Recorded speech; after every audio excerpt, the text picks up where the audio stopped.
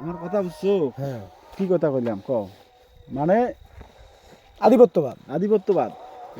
এটা ইসলামের কনসেপ্ট যদি তুমি বাদ দাও, তাহলে একটা রাষ্ট্র যেটা শেখ হাসিনা পারে নাই, এটা এখন কি করা উচিত ছিল? এখন এই যে চলে গেছে না, এই যে এনসিপি বা ইয়া চলে গেছে, তোমার হচ্ছে হাসিনা চলে গেছে মানে ভারতও চলে গেছে। ভারতও চলে গেছে। আচ্ছা, এখন এই জায়গায় কি করা লাগতো? বাংলাদেশের এই যে সেভেন সিস্টার দখল করমু, অমুক করমু, তমুক করমু, এই যে মনে করো যে এগুলি কথা বাদ, কথা বোঝো, এই যে মনে করো যে এখানে যে জামাতের যে আধিপত্য, এই জিনিসটাও বাদ।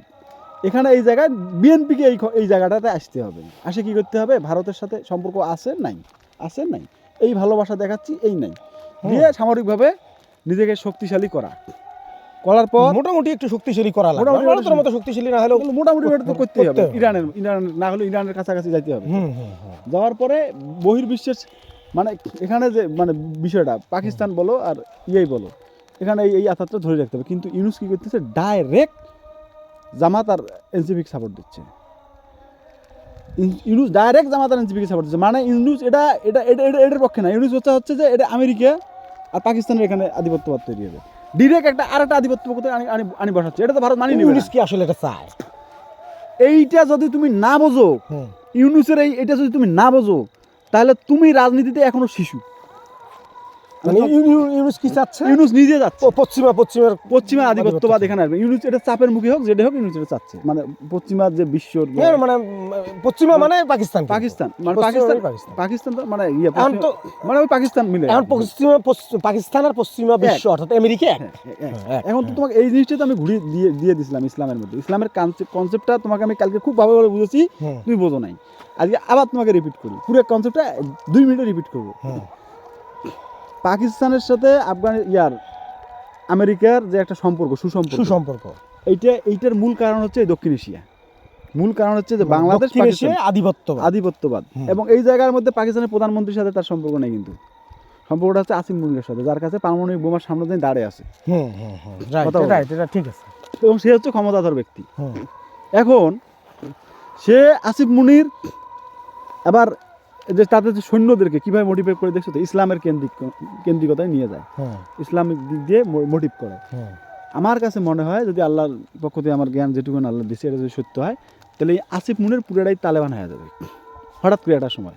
মানে আসিফ মুনির তালেবান হয়ে যাবে। না হলে ওই জায়গাটা আসিফ মুনির সরে গিয়ে যখন যেটা হোক মারা যাক, যেটা হোক যাই হোক, ওখানে যে ওর যে ক্ষমতাটা আসবে, সেই তালেবানের দিকে সাপোর্ট দিবে। এবং তালেবানের এই জন্য আমেরিকা পতন হওয়া লাগবে না তালেবানকে ইয়ে করতে, যে উঠে আসতে। ওই জায়গাটায় তালেবান গিয়ে বসে যাবে। তখন তালেবানের আপনি আমেরিকার পতন না করে তালেবান দক্ষিণ এশিয়ার ক্ষমতায় আসে কেমন? হ্যাঁ, আমেরিকার পতন না করে তো পারবে না ভাই। আমেরিকা তো আপনি যাই বলেন না, আমেরিকা কিন্তু পৃথিবী ডমিনেট করে পৃথিবী ডমিনেট করে। হ্যাঁ, এখন এই জায়গাটা তো তোমাকে বুঝালাম। এখন ইসলামের তুমি যদি মনে করো যে আল্লাহর যদি কারিশমা দেখো, তো তোমার বিভিন্ন সময়ের বিভিন্ন বিষয়ে তো তুমি তো অবাক হতেই হবে তোমাকে।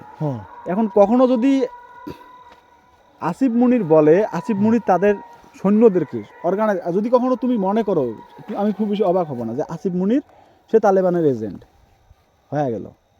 তার সাথে মানে আল্লাহ চাইলে তার সাথে তো যদি আমেরিকার যদি পশ্চিমা মানে আমেরিকার যদি সুসম্পর্ক থাকে, তার মানে সে আমেরিকার কলকাটিতে নড়ে। এখন তার আল্লাহর পক্ষ থেকে হেদায়েত প্রাপ্ত হয়, তার সে রানিং হয়ে যায় পলিটিক হবে আমেরিকার সাথে। এবং সে তার কূটনৈতিক যে সিস্টেমটা, যে তাদের পাকিস্তানের অর্থনীতি যে সেই জায়গায় নাই ভাই। কোন জায়গায় পাকিস্তান মানে আপনি ধরেন যে পাকিস্তানের যে অর্থনীতি আছে, পাকিস্তানের অর্থনীতি মানে আপনি যেটা বলতেছেন, আমেরিকার সাথে পাকিস্তানের সুসম্পর্ক থাকার মেইন এজেন্ডা কিন্তু হচ্ছে অর্থনৈতিক সাপোর্ট। মানে আমেরিকার সাথে অর্থনৈতিক সাপোর্টের কারণে কিন্তু ধরেন যে পাকিস্তান আমেরিকার সাথে সুসম্পর্ক রাখছে। এখন এখানে যদি পোল্ট্রি মারে, পয়েন্ট এটা যদি পোল্ট্রি মারে, তাহলে তো তাদের অর্থনীতিতে এমনি শেষ, অর্থনীতির তো কিচ্ছু নেই। তারা সেনাবাহিনী কি করবে তখন?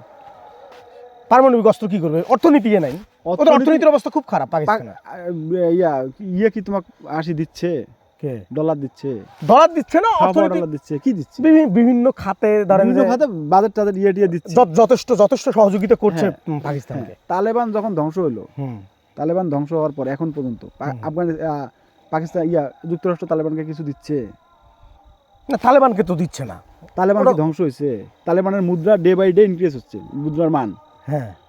মুদ্রার মান ডে বাই ডে ইনক্রিজ হচ্ছে, মানে দাম বাড়তেছে, তাদের মুদ্রার দাম বাড়তেছে এবং তারা অর্থনৈতিকভাবে স্বাবলম্বী হচ্ছে।